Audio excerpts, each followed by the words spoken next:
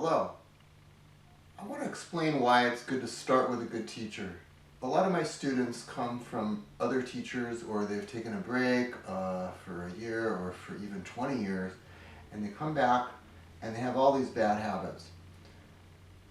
You might think that starting with a very advanced teacher, if you're a complete beginner, might be overkill, but I want to show you why it's actually a good idea. If you develop bad habits initially, you're going to have to change them sooner or later, and it's going to take so much longer. For example, if you're learning how to read notes, so often you tend to get into bad habits. If you're not trained correctly, you look at the note, then you look down here, then you look here. So you're developing this habit.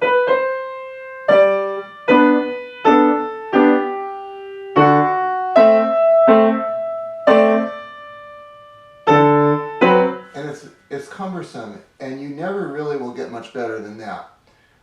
But a professional musician is going to learn the trick of aiming your head halfway between here and here, and then you just use your eyes. So right from the beginning, when you start working on reading notes, if you can aim your head halfway, then your eyes can move up and down a lot faster. I'm not saying you shouldn't look at your hands. Of course you should look at your hands. But when you look down at your hands and then look back up, your eyes can make a quick up and down, and then you won't get lost, and then it won't look so weird.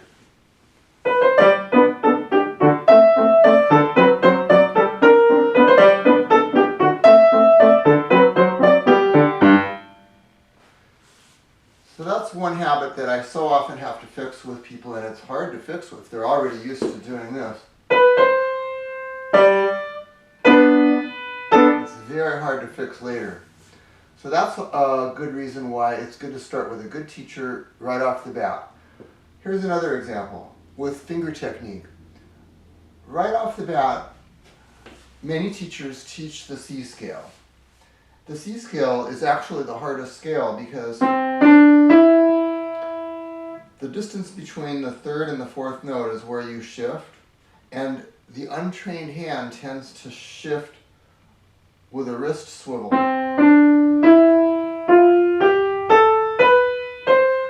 And that means for the rest of your life, you're going to play scales like that.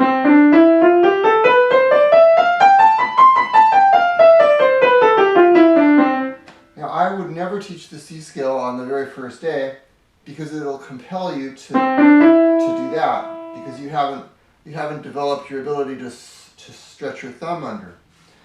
So I like to work on other drills, just basic finger movement,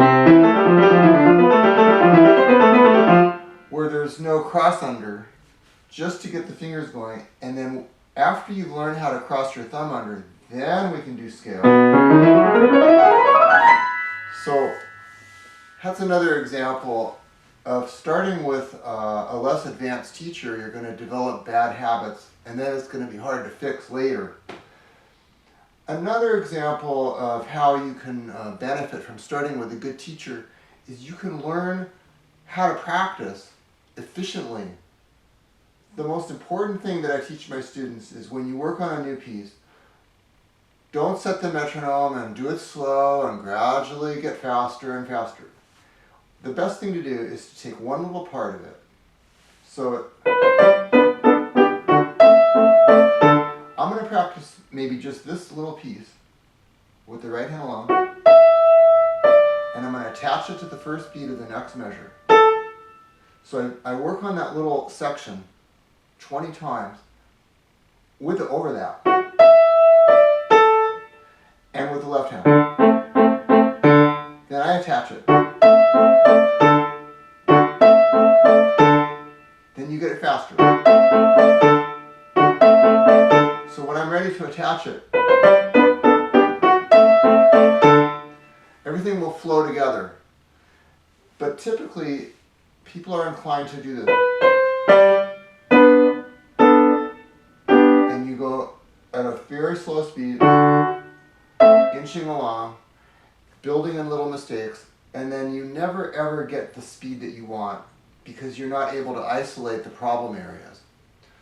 So that's another thing that if you study with a good teacher, you could learn these skills right off the bat and not develop bad habits in the first place. So this is my recommendation. If you could find a good teacher, even if you think that you're not deserving of a good teacher because you're just starting, really reconsider that, because it's to your advantage to build in the best habits possible in the first place, and then you don't have to break them later down the line. Thank you.